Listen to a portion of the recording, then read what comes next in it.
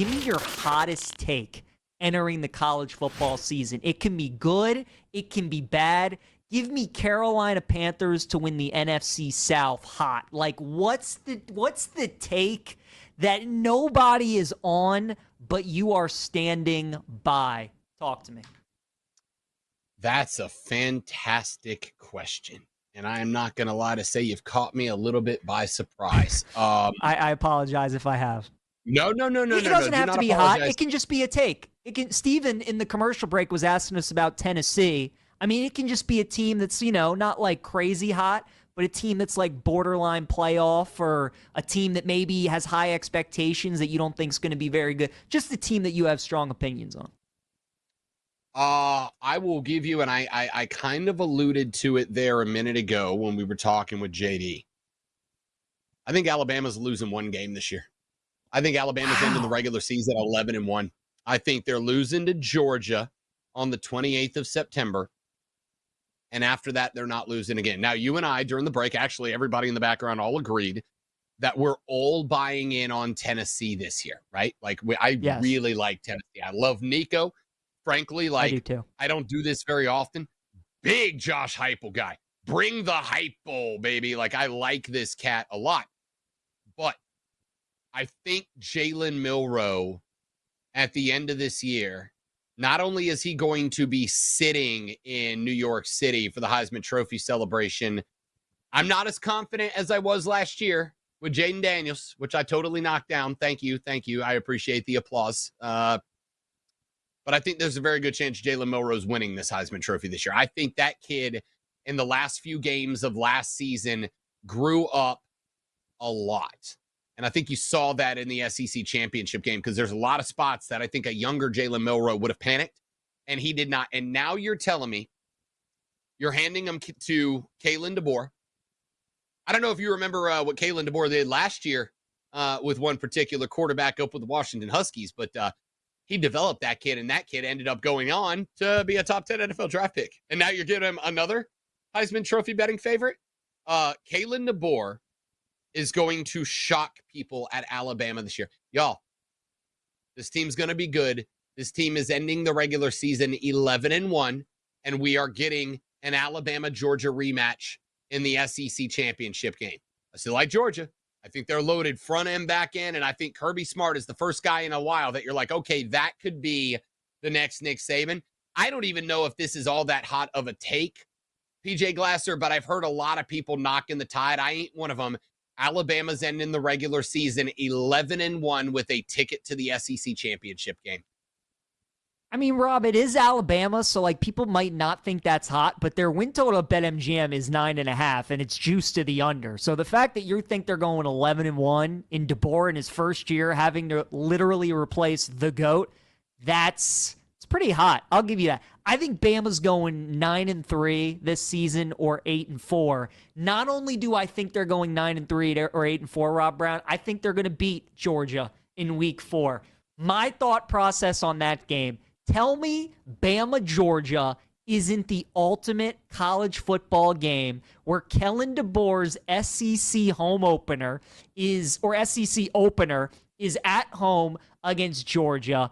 Rob, we all know the one team, the one coach that Kirby Smart could not beat was Nick Saban. He couldn't beat Bama. He was 1-5, 1-6 against them, couldn't beat them.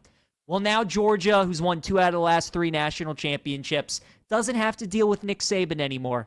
And everybody just thinks that they're going to roll in the Tuscaloosa and they're going to win that game because Saban is gone.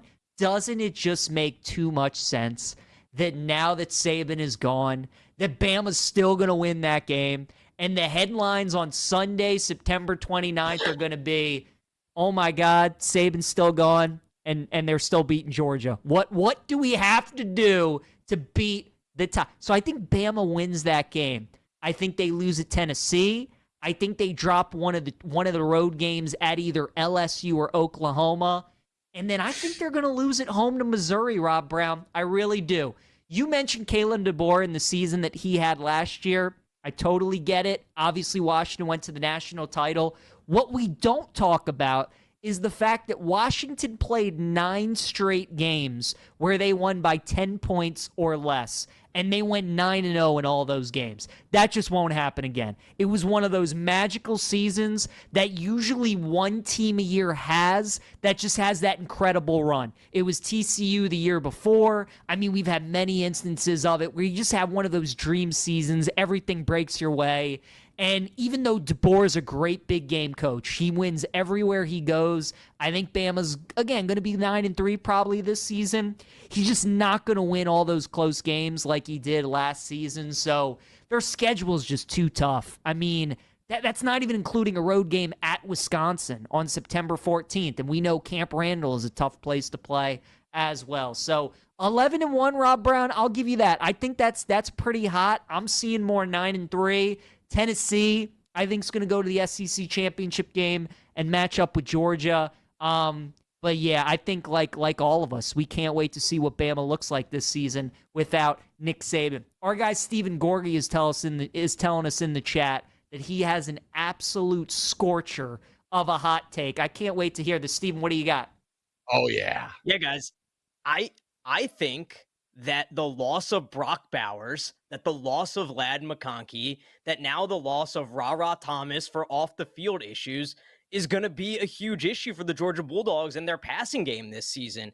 And if you look at the schedule, it's pretty hard. Like, I think Georgia could lose 2 games. They have to go to Austin. They have to go to Tuscaloosa. They have to go to Oxford, Mississippi. They played Florida in the cocktail party, which is always a challenge in a rivalry game. I know Florida's down, but I'm a little bit more bullish on that Florida offense than I think most people are. I didn't think Graham Mertz was a problem last year. I thought Graham Mertz was actually pretty good last year. I think Georgia is going to struggle a little bit more in the passing game than a lot of people think. And I think it's within the realm of possibility that Georgia could lose 2 ball games this season. I mean, they could. Look, their win total is sitting at 10.5, right? So odds makers think they're definitely dropping 1. Steven just laid out the schedule. I don't think it's crazy to think that they could lose 2. And as we were just talking about with JD, like, Georgia can afford to lose 2 games. With that schedule, the fact that they open as the number 1 team in the country, like, if Georgia wins double-digit games with that schedule, they're getting into the playoffs. So at the end of the day, that's really all they care about. But look, Steven, I think that's totally fair. I think they go 11-1. I think they just lose that Bama game, and then they win every other game on their schedule. But I could certainly see 10-2. Rob, how about yourself? What do you see out of Georgia? 12-0, 11-1, 10-2. Where are you? I could see an 11-1 Georgia season. I do wonder, and this is kind of one of those times. I don't know if you guys do this. I do wonder how many times the cycle of the media gets excited about what the public thinks, and the public gets excited about the media, and they kind of spiral off of each other, right? Like, everybody thinks Georgia's going to be good because everybody else thinks Georgia's going to be good, right? And like, I wonder how many teams get the Kim Kardashian treatment. Why is Kim Kardashian famous? Because she's famous, right? But why is she famous? She's famous because she's I wonder how many times that happens in college football. And I honestly think that's a fair take.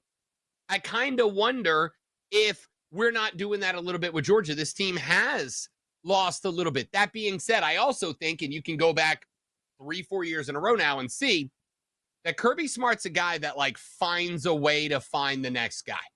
They're 14.5-point favorites on the Clemson Tigers out of the gate. A Clemson Tigers team that is right there neck and neck with Florida State to win the ACC. Granted, the ACC is like a mid-conference, but they're right there in that mix, right? I think they're going to walk the dog on Clemson. They got Alabama on 9/28. That's a potential loss. After that, who do you like? Because I'll tell you right now, you want another scorcher? I don't think Texas is as good as everybody's making them out to be. I think Quinn Ewers is going to be fine. I don't think Texas is anywhere near as good. I think everybody wants them to be there because how fun of a story for the Hook'em Horns to make it to that. They're not. They're not going to. I don't think they're anywhere as good as people are making them out to be. You and I had this conversation a while back, PJ Glasser. I think Jackson Dart's a little bit overrated. I love Joey Freshwater. Yeah. I want Lane Kiffin to be in the mix just for the lulz, just for the memes, right? I think Ole Miss is going to get the hell kicked out of them a couple of times. I think they're good. I don't think they're as good as everybody's making them out to be. If I asked you for the losses, the maximum losses I see are Alabama and Tennessee, and they're getting one of them. I don't think it's a bad take, but I think this team finishes 11-1 regular season at the absolute worst.